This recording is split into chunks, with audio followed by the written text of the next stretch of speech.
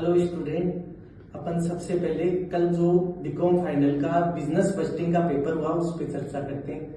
वो एक पूर्णतया प्रैक्टिकल पेपर था और इस बार यूनिवर्सिटी ने उसमें 10 में से 9 प्रैक्टिकल दिए।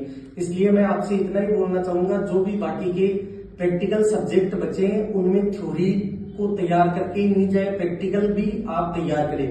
और जो मैंने इंपोर्टेंट क्वेश्चन दिए उनमें पीछे की साइड प्रैक्टिकल क्वेश्चन भी है, लेकिन बहुत से स्टूडेंट प्रैक्टिकल क्वेश्चन देखते ही नहीं है, ओनली थ्योरी वाले क्वेश्चन ही पढ़ के जाते हैं। इसलिए आपका जो next paper audit and management है उसमें आप थ्योरी के साथ साथ प्रैक्टिकल भी तैयार करें। इसमें सेक्शन 4th और 5th में प्रैक्टिकल क्वेश्चंस आएंगे, इसलिए उनको अच्छे से तैयार करें।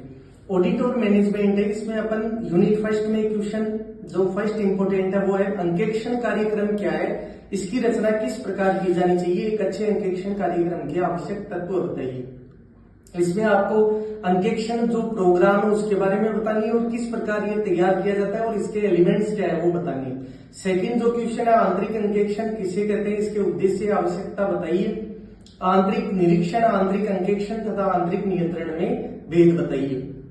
मतलब आपको आंतरिक अंकेक्षण के बारे में बतानी है, इसकी आवश्यकता और उद्देश्य बताने, और आंतरिक अंकेक्षण, नियंत्रण और निरीक्षण इन तीनों में डिफरेंस बताने। यूनिट सेकंड जिसमें फर्स्ट इंपोर्टेंट क्वेश्चन है वो है प्रमाणन, सत्यापन और मूल्यांकन के बीच अंतर स्पष्ट करें।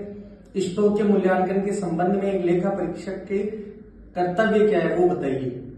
आपको प्रमाणन, सत्यापन और मूल्यांकन के बारे में बताने और स्टॉक के मूल्यांकन के संबंध में जो परीक्षक होता है उसके कर्तव्य बताने। सेकंड क्वेश्चन है भारतीय कंपनी अधिनियम के अनुसार कंपनी अंकेक्षण की नियुक्ति, निष्कासन और पारिश्रमिक के संबंध में प्रावधान बताइए।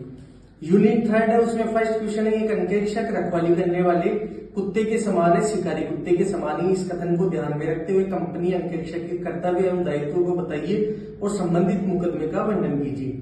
इसमें आपको अंकेक्षक को जो रखवाली करने वाले कुत्ते और शिकारी कुत्ते में जो कंपैरिजन किया है उसके बारे में बताना है और अंकेक्षक के कर्तव्य, दायित्व और जिम्मेदारियां आपको बतानी है। इसमें सेकंड क्वेश्चन है मर्यादित रिपोर्ट किसे कहते हैं। मर्यादित रिपोर्ट एवं स्वच्छ रिपोर्ट में अंतर स्पष्ट कीजिए। मर्यादित रिपोर्ट का एक नमूना दीजिए तथा एक आदर्श प्रतिवेदन के लक्षण बताइए। आपको मर्यादित रिपोर्ट बतानी है और डिफरेंस बताना है स्वच्छ और मर्यादित रिपोर्ट में।